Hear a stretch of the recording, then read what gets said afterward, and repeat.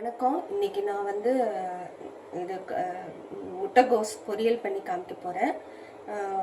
கோஸ் பொரியலுக்கு வந்து தேவையான பொருள் வந்து தாளிக்கிறதுக்கு கடுகு, 1/2 டீஸ்பூன் கடுகு, 1 டீஸ்பூன் உளுத்தம்பருப்பு, 1 டீஸ்பூன் வந்து கடலப்பருப்பு, ஒரு பெரிய வெங்காயம் வந்து நைஸாக நறுக்கி வச்சுருக்கேன். பச்சை மிளகாய் வந்து கீறி வச்சுருக்கேன். ஒரு பச்சை மிளகாய் நறுக்கி வச்சுருக்கேன். ஏன்னா அது கொஞ்சம் காரமாக இருக்கிறதுனால நீங்கள் காரத்துக்கு தகுந்தபடி போட்டுக்கோங்க. தேவையான அளவு கருவேப்பிலை, அதுக்கப்புறம் 1/4 கிலோ முட்டைகோஸ் எடுத்திருக்கேன். அதை பொடியாக நறுக்கி கொஞ்சம் உப்பு போட்டு தண்ணியில் கழுவி வச்சுருக்கேன்.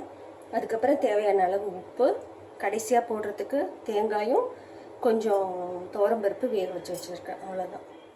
எண்ணெய் சட்டி அடுப்பில் வச்சு 2 டேபிள் ஸ்பூன் ரிஃபைண்ட் ஆயில் ஊற்றிருக்கேன். அது எண்ணெய் காஞ்சதுக்கப்புறம் 1/2 டீஸ்பூன் கடுகு போடணும்.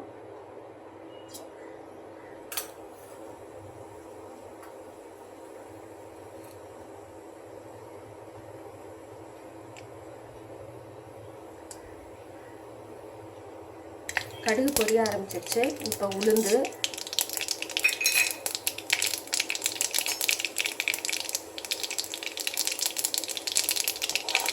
கடலப்பருப்பு,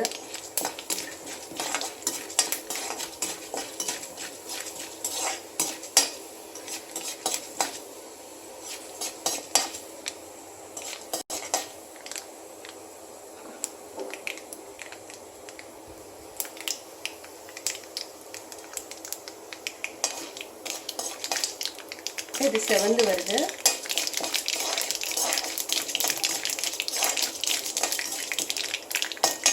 இப்போ வெங்காயம், பச்சை மிளகாய், கருவேப்பிலை முனை போட்டு பொன்னிறமாக வதக்கணும். இப்போ லைட்டாக உப்பு போட்டு வெங்காயத்துக்கு தேவையான அளவு உப்பு போட்டு இப்போ 1 நிமிஷம் அதை வதக்கிக்கிறேன். இப்போ கோஸ் போட்டுடலாம்.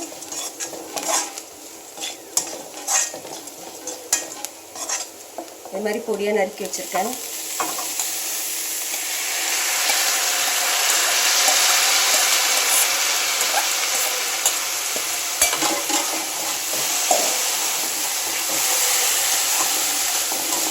இப்போ வந்து இதை நல்லா வதங்கினதுக்கப்புறம் சிம்மில் வச்சு மூடி போட்டு விட்டுறணும். இது சிம்லேயே இந்த எண்ணெயிலே வதங்கிடும். நல்லா வேணுன்னா லைட்டாக தண்ணி தெளிச்சிக்கலாம். கொஞ்சோண்டு 1 டேபிள் ஸ்பூன் 2 டேபிள் ஸ்பூன் அளவு தண்ணி தெளிச்சிக்கலாம் வேணும்னா. இல்லைன்னா பொதுவாக எண்ணெயிலே அது வதங்கி நல்லா வந்துடும். இறக்க போகிறதுக்கு கொஞ்சம் நேரத்துக்கு முன்னாடி உப்பு போட்டால் போதும், அது நல்லா வெந்துடும். இப்போ நான் மூடி போட போகிறேன். மூடி போட்டு வச்சு 5 நிமிஷம் ஆச்சு. நான் இடையில வந்து எடுத்து திருப்பி விட்டுக்கிட்டே இருந்தேன். தண்ணி ஊற்றலை, ஏன்னா தண்ணி ஊற்றாமல் பண்ணால் தான் நல்ல டேஸ்ட் வரும். இப்போ உப்பு போட்டு ஒரு 5 நிமிஷம் விட்டு அப்புறம் தேங்காய் போட்டு இறக்கிடலாம். இப்போ வந்து இதுக்கு தேவையான உப்பு போட போகிறேன். உப்பு போட்டு நல்லா கிளறிட்டு மூடி விட்டு ஒரு 5 நிமிஷம் வைக்கணும்.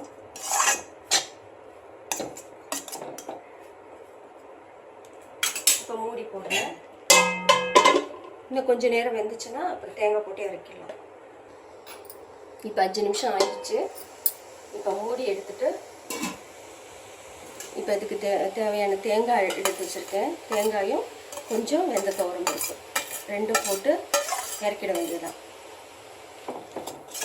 நல்லா கிளறணும், ஏன்னா அப்புறம் தேங்காய் நல்லா 2 நிமிஷம் கிளறிட்டு